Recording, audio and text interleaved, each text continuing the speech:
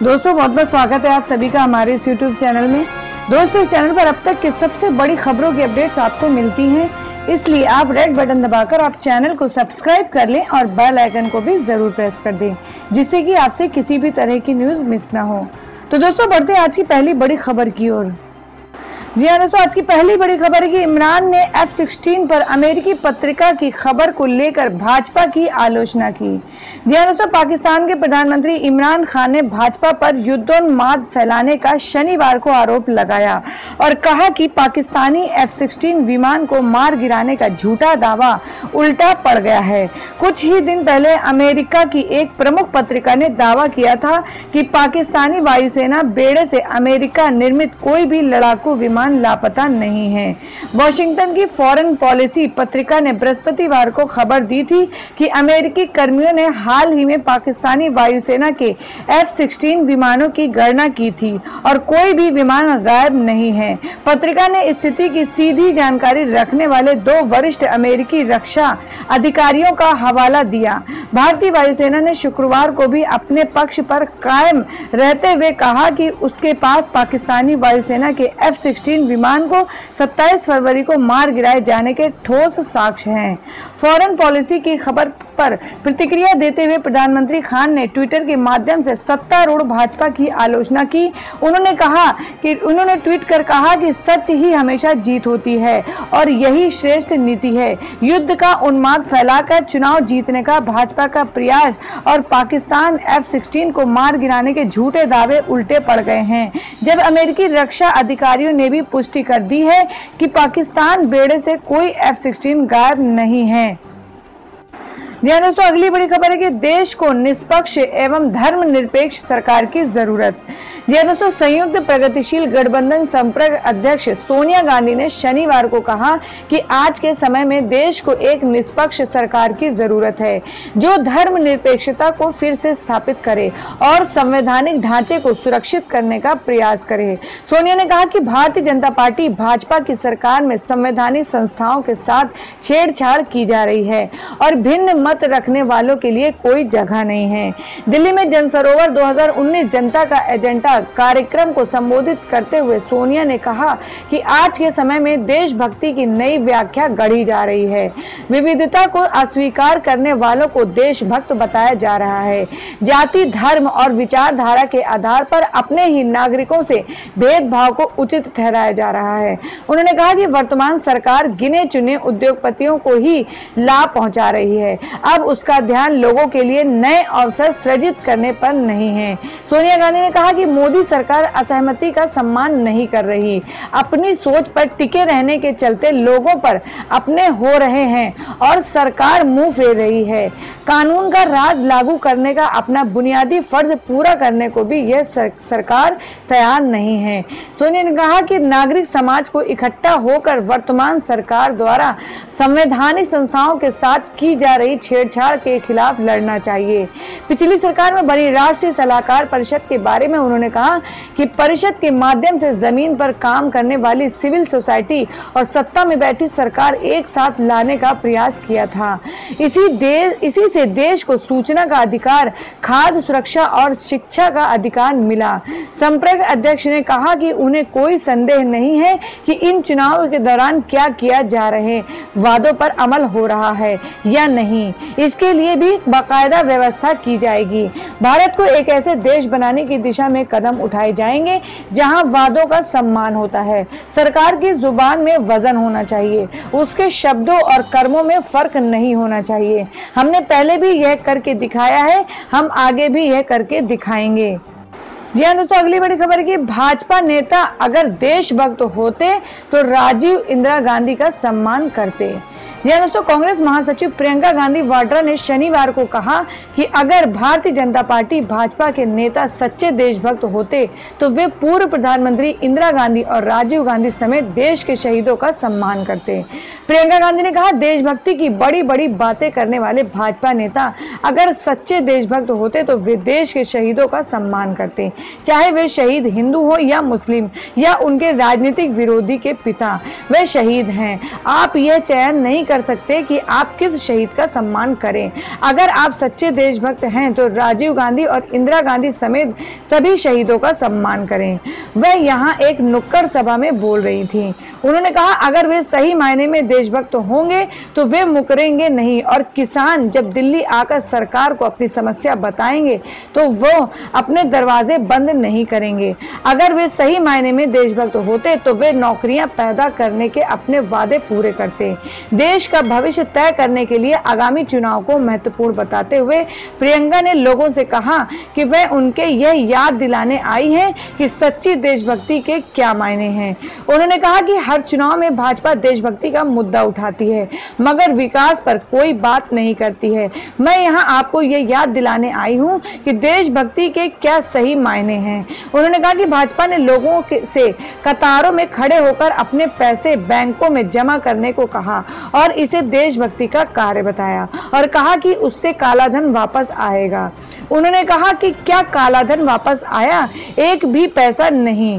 सच्ची देशभक्ति लोकतंत्र में विश्वास और जिम्मेदारी से उनको वोट देना है जो आपके लिए काम करते हैं और जो अपने वादे पूरे करते हैं। राजनेता जल्द ही भूल जाते हैं कि उनको सत्ता में किसने लाया। आपको जागरूक बनने और ये बातें उनको याद दिलाने की जरूरत है। जी हाँ दोस्तों, अगली बड़ी खबर है कि मोदी की बायोपिक पर विवेक ओबराय ने कहा वे हमें रोक नहीं सकते। जी हाँ दोस्तों, पीएम नरेंद्र मोदी बायोपिक के निर्माताओं द्वारा चुनाव नियमों के उल्लंघन को लेकर विवाद के बीच फिल्म के मुख्य अभिनेता विवेक ओबराय ने शनिवार को कहा कि कड़े विरोध के कारण रिलीज में विलंब उन्हें रोक नहीं पाएगा। बायोपिक में प्रधानमंत्री नरेंद्र मोदी का किरदार निभा रहे विवेक ने ट्विटर पर फिल्म की रिलीज के बारे में बात करते हुए एक वीडियो साझा किया है। उन्होंने कहा कि हमने फिल्म पीएम नरेंद्र मोदी बनाने के लिए जी जान से प्रयास किया है जिसे हम आपके साथ 5 अप्रैल को साझा करना चाहते थे, लेकिन कुछ लोग हमें मुश्किल भरे वक्त में ले आए जिसके कारण हम ऐसा नहीं कर सके। हम प्रयास कर रहे हैं कि हम 11 अप्रैल को आपको फिल्म दिखाएं। 42 वर्षीय अभिनेता ने न्याय देने के लिए भारतीय न्यायपालिका और अपना समर्थन देने के लिए दर्शकों का धन्यवाद किया। उन्होंने कहा कि सोमवार को हमें सर्वोच्च न्यायालय से ले जाया जा रहा है। हमें उम्मीद है कि हमें वहां भी आशीर्वाद और समर्थन मिलेगा। मैं और मेरी टीम आपके समर्थन से मिले साहस के लिए आपका धन्यवाद करना चाहेगी। हम इस वक्त अकेला महसूस कर रहे हैं। जब आप हमें आशीर्वाद और समर्थन दे रहे हैं, हम मजबूत महसूस कर रहे हैं। विवेक ने कहा कि कड़ा विरोध उन्हें और निर्माताओं को रोक नहीं सकता। उन्होंने कहा, हमारी तारीख में विलंब के बाद भी हम अड़िग हैं। सर्वोच्च न्यायालय के कई प्रसिद्ध वकीलों सहित हमारे खिलाफ कई शक्तिशाली लोग खड़े हैं, लेकिन हमें पता है कि वे विलंब करा सकते हैं लेकिन हमें रोक नहीं सकते। जी हाँ दोस्तों, अगली बड़ी खबर है कि शत्रुघ्न ने थामा कांग्रेस का हाथ, भाजपा पर लगाए गंभीर आरोप। कहा, भाजपा लोकशाही से तानाशाही में आ गई है। मशहूर फिल्म अभिनेता शत्रुघ्न सिन्हा शनिवार को भारतीय जनता पार्टी छोड़कर कांग्रेस में शामिल हो गए और पार्टी ने उन्हें बिहार की पटना साहिब लोकसभा सीट से उम्मीदवार घोषित कर दिया है। पिछले चुनाव में वे इसी सीट से भाजपा के टिकट पर जीते थे। श्री सिन्हा ने शनिवार को यहाँ कांग्रेस मुख्यालय में पार्टी महासचिव केसी वेणुगोपाल, पार्टी मीडिया विभाग के प्रमुख रणदीप सिंह सुरजेवाला, पार्टी के बिहार के प्रभारी शक्ति सिंह गोहिल और बिहार प्रदेश कांग्रेस अध्यक्ष मदन मोहन झा की मौजूदगी में कांग्रेस की औपचारिक सदस्यता ग्रहण की। इस मौके पर आयोजित संवाददाता सम्मेलन में श्री सिन्हा ने प्रधानमंत्री नरेंद्र मोदी का नाम लिए बिना आरोप लगाया कि भारतीय जनता पार्टी में सिर्फ एक व्यक्ति की तानाशाही चल रही है जो किसी और की बात नहीं सुनते हैं, इसलिए उन्होंने कांग्रेस में शामिल होने का निर्णय लिया। श्री सिन्हा ने कहा कि भाजपा में उन्होंने नानाजी देशमुख जैसे प्रखर राजनीतिक से राजनीति सीखी और अटल बिहारी वाजपेयी जैसे बड़े नेता के साथ काम किया। भाजपा जिन लाल कृष्ण आडवाणी मुरली मनोहर जोशी, जसवंत सिंह, यशवंत सिन्हा जैसे दिग्गजों के मार्गदर्शन में आगे बढ़ी। आज उन्हीं सब बड़े नेताओं को निष्क्रिय मार्गदर्शन मंडल में डाल दिया गया है। अभिनेता ने कहा कि भाजपा में उन्होंने पिछले 5 साल के दौरान बड़े बदलाव देखे हैं। एक व्यक्ति के कारण यह पार्टी लोकशाही से तानाशाही में परिवर्तित हुई है। उन्होंने आरोप लगाया कि वह व्यक्ति किसी की सुनने को तैयार ही नहीं है। उन्हें जो भी सलाह दी जाती है उसे सुनने की बजाय वह सलाह देने वाले को बागी मानते हैं। श्री सिन्हा ने कहा कि आज जो भाजपा अपनी स्थापना की 39वीं सालगिरह मना रही है, उस भाजपा में संवाद महत्वपूर्ण माना जाता है। संवाद के जरिए सब मसलों का हल निकाले जाने की परंपरा थी, लेकिन आज हालात बदल गए हैं और संवाद के द्वारा पूरी तरह से बंद हो चुके हैं। श्री मोदी जो चाहते हैं सिर्फ वही होता है। जी हाँ दोस्तों, अगली बड़ी खबर है कि अखिलेश यादव ने खोला राज। कहा चुनाव में बीजेपी से नहीं बल्कि इस पार्टी से मिलती थी हमेशा टक्कर।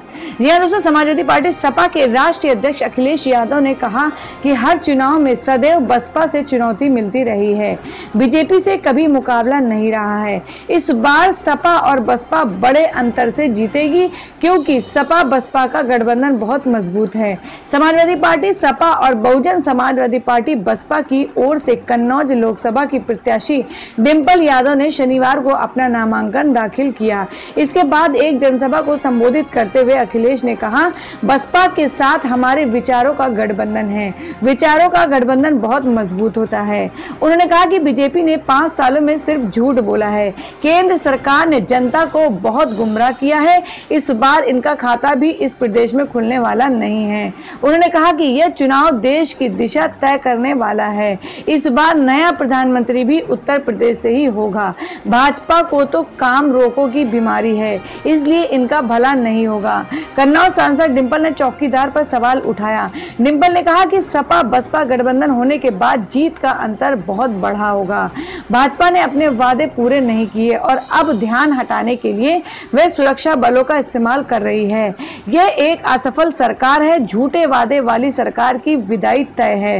उन्होंने कहा कि इनकी सरकार में हर दिन एक जवान शहीद हो रहा है। नोटबंदी से देश को बहुत नुकसान हुआ। सपा महासचिव राम गोपाल यादव ने कहा कि नरेंद्र मोदी हटेंगे तो नौजवानों के भाग्य का ताला खुल जाएगा। जनसभा को जया बच्चन, बसपा महासचिव सतीश चंद्र मिश्र व बसपा प्रदेश अध्यक्ष RS कुशवाहा सहित अन्य बड़े नेताओं ने भी संबोधित किया। जी हाँ दोस्तों, अगली बड़ी खबर है कि उर्मिला मातोंडकर के हिंदू वाले बयान पर बीजेपी नेता ने दर्ज कराया आपराधिक बयान। जी हाँ दोस्तों, उर्मिला मातोंडकर हाल ही में राजनीति में अपनी नई पारी शुरू की है। कांग्रेस पार्टी के जरिए वो संसद पहुंचने की तैयारी कर रही हैं। मुंबई नॉर्थ से वो चुनावी मैदान में उतरने वाली हैं। उर्मिला मातोंडकर राजनीति में आते ही अपने एक बयान की वजह से विरोधियों के निशाने पर न सिर्फ आ गई हैं बल्कि उन पर क्रिमिनल कंप्लेन भी फाइल हो गई है। जी हाँ दोस्तों, उर्मिला मातोंडकर ने एक टीवी शो में हिंदू को लेकर कहा कि नरेंद्र मोदी के नेतृत्व में हिंदू सबसे हिंसक धर्म बन गया है। जो धर्म अपनी सहिष्णुता के लिए जाना जाता है वही उन सभी में सबसे अधिक हिंसक हो गया है। नरेंद्र मोदी सरकार के 5 सालों से मुझे सबसे ज्यादा नफरत है। मातोंडकर के खिलाफ बीजेपी नेता सुरेश नखुआ ने आपराधिक मुकदमा दर्ज कराया है। उन्होंने कहा उन्होंने हिंदू सेंटीमेंट को दुख पहुंचाया है। बता दें कि उर्मिला मातोंडकर 1990 के दशक में हिंदी सिनेमा के शीर्ष अभिनेत्रियों में गिनी जाती थीं। उन्होंने रंगीला, सत्या, खूबसूरत, जुदाई, जंगल और कई अन्य कामयाब फिल्मों में काम किया है। जी हाँ दोस्तों, अगली बड़ी खबर है कि मोदी का फिल्मी अंदाज। कहा कांग्रेस चुनाव में बड़े बड़े वादे करती है और बाद में गजनी बन जाती है। जी हाँ दोस्तों, देश में इन दिनों चुनाव को लेकर जबरदस्त तैयारी चल रही है। वहीं मिशन 2019 की जिम्मेदारी अपने कंधों पर उठाकर चल रहे मोदी ने महाराष्ट्र के नांदेड़ से कांग्रेस पर निशाना साधा है। पीएम मोदी ने कांग्रेस पर चुनाव प्रचार में जनता से किए जा रहे वादों को लेकर हमला बोला और कहा कि वह चुनाव के समय बड़े बड़े वादे तो करती है लेकिन चुनाव के बाद गजनी बन जाती है। यह दोस्तों, चुनाव में वादे और बाद में गजनी बन जाती है। लोग लोकसभा चुनाव को लेकर भाजपा और कांग्रेस में आरोप प्रत्यारोप का दौर जारी है और वह एक के बाद एक हमले करते नजर आ रहे हैं। वहीं अब इस कड़ी में पीएम मोदी का बेहद दिलचस्प बयान सामने आया है और उन्होंने कांग्रेस की तुलना टाइटैनिक से करने के साथ ही कहा कि चुनाव के लिए आज पार्टी बड़े बड़े वादे कर रही है, लेकिन उनको हासिल कुछ भी नहीं होता। वह जनता से वादे कर बात में भूल जाती है। मोदी ने कहा कि कांग्रेस अध्यक्ष राहुल गांधी आज जनता से बड़े बड़े वादे कर तो रहे हैं, लेकिन चुनाव के बाद कांग्रेस पार्टी गजनी बन जाती है। यानी कि पार्टी जनता से सिर्फ वादे कर रही है, उसको निभाने का काम नहीं करती है। चुनाव प्रचार में व्यस्त पीएम मोदी लगातार एक के बाद एक राज्य में रैलियां कर रहे हैं। इस दौरान वे कांग्रेस और राहुल गांधी पर जबरदस्त हमलावर हैं। वहीं मोदी ने महाराष्ट्र के नांदेड़ जिले में जनता को संबोधित किया, जहां कांग्रेस पार्टी की तुलना टाइटैनिक जहाज से कर दी है। मोदी ने कहा कि कांग्रेस की हालत आज टाइटैनिक जहाज की तरह हो गई है और हर नए दिन के साथ डूब रही है। मोदी ने आगे कहा कि जो इस जहाज में बैठा था वो एनसीपी की तरह या तो खुद भी डूब रहा है या उठ कर भाग रहा है। जाहिर है हर नई रैली में पीएम का एक अलग और दिलचस्प बयान सुनने को मिल रहा है। तो दोस्तों, इसी तरह से खबरों से संबंधित सवालों के लिए हमें कमेंट करके जरूर बताएं और आप किस राज्य से हैं, अपने राज्य का भी नाम कमेंट बॉक्स में जरूर लिखें। और अब की आप प्रधानमंत्री के रूप में किसे देखना पसंद करते हैं उसे भी कमेंट बॉक्स में जरूर लिखें। और अगर आपने हमारे चैनल को सब्सक्राइब नहीं किया है तो रेड बटन दबाकर हमारे चैनल को सब्सक्राइब कर लें और बेल आइकन को भी जरूर प्रेस कर दें, जिससे कि आपसे किसी भी तरह की न्यूज मिस ना हो।